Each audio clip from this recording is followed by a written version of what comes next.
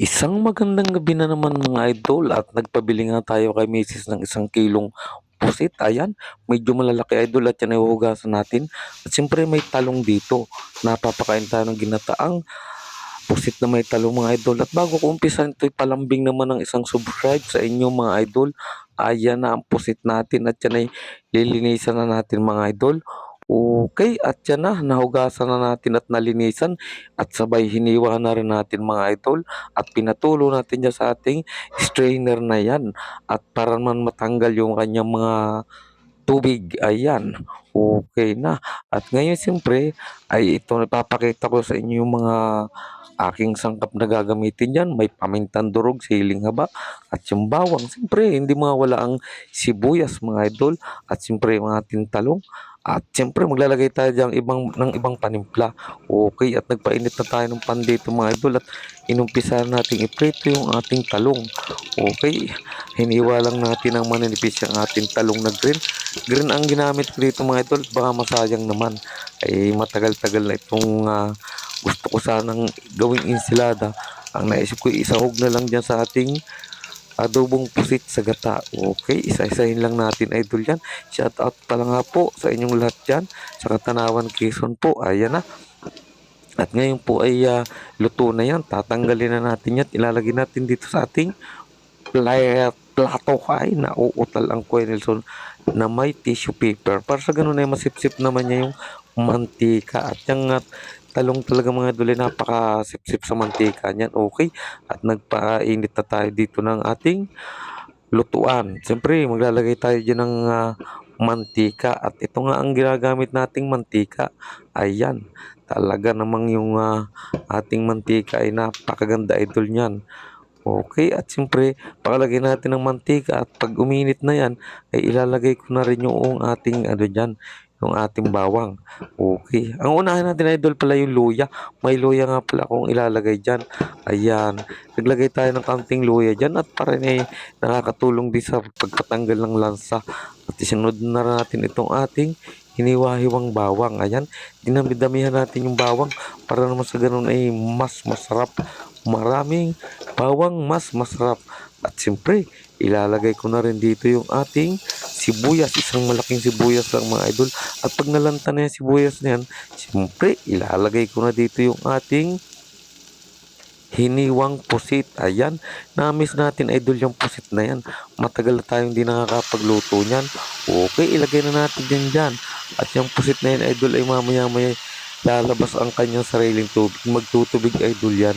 Kaya doon na natin sariling tubig niya palalambutin. Okay, haluin lang natin ng pagayon at papagayan para yung nasa ilalim ay mapaibaba at yung nasa ibabaw ay mapailalim. Ay talaga na naman, iba naman ang boses natin mga idol. Ayan na, at medyo nagkakatas na nga mga idol yan. At sa puntong ito ay maglalagay tayo ng paminta, yung pamintang durog mga idol, ilagay na natin yan dyan at medyo halo-haloin uli natin yung pagayon at papagarni. Ay talaga namang nangangamoy na idol. Kung maamoy nyo idol ay talagang napakabango ng aking ginigisang pusit. Gigisa muna natin yan bago natin anuhan, lagyan ng gata. Ayan, naglagay ako ng kaunting patis. Alalay lang ang paglalagay natin idol dito kasi pag yan ay sobra ay nako, hindi rin mo maganda sa katawan yung patis. Kaya alalay din ang paglalagay natin. Ayan idol, oh, lumalabas na yung kanyang katas, yung kanyang tubig. Yung pusit idol ay nagtutubig talaga. I-cover natin. Okay, at muli na naman natin bisitahin yan. May bisitahan naman yung pagluluto idol. Binuksan at muling tinakpan at hahaluin na naman. Okay mga idol. Ayan na, nagdamin ang tubig niya. Hahayaan lang nating maiga mga idol ang kaunti yan. Pag naigan na idol yan, siyempre ilalagay natin dyan yung iba nating mga seasoning at yung ating gata. Ayan, naglagay tayo ng bitchin. Alalay lang ang paglalagay idol ng bitchin kasi hindi rin maganda sa katawan yung marami niyan. At siyempre, nilagay ko na rin yan yung ating siling green. Okay, haluin uli natin. At nalagay ko na nga pala idol dito yung gata.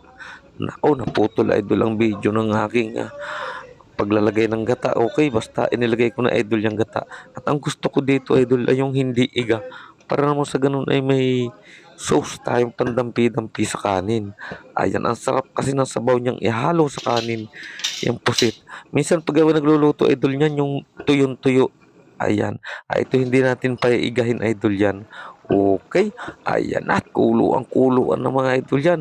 At siyempre mamaya ay titikman natin yan. Okay, tikman natin kung ano ba naman ang kulang diyan. Kung ano ba ang kulang. Pag kulang may kulang idol diyan ay siyempre magdadagdag tayo ng ibang panimpla.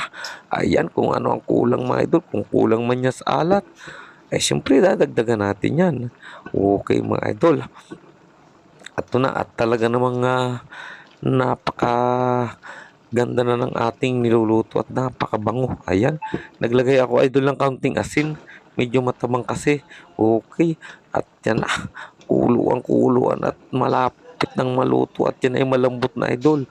Mamaya-maya ay talaga namang ilalagay na natin yung ano, suka. Yan nga, suka nga idol yung nilagay natin yan. Okay, kaunting suka lang. At talagang baka naman niya yung maglasang paksiw. At ngayon, isinunod ko na rin yung ating pritong talong. Ayan, napakasarap din idol yung talong na gayaan. Ang ibig ko lang sabihin diyan, kaya yun ay prinito ko para naman idol ay hindi siya madurog. Kasi pag ididiretso natin ay nadudurog idol masyado yung ating talong. Yun ang ibig kong sabihin.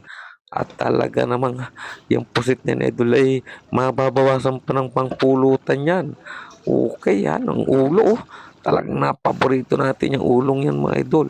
Okay na at malapit na talagang maluto. Okay na mga idol, luto na nga yan. At talagang mga kakain na naman tayo mga idol.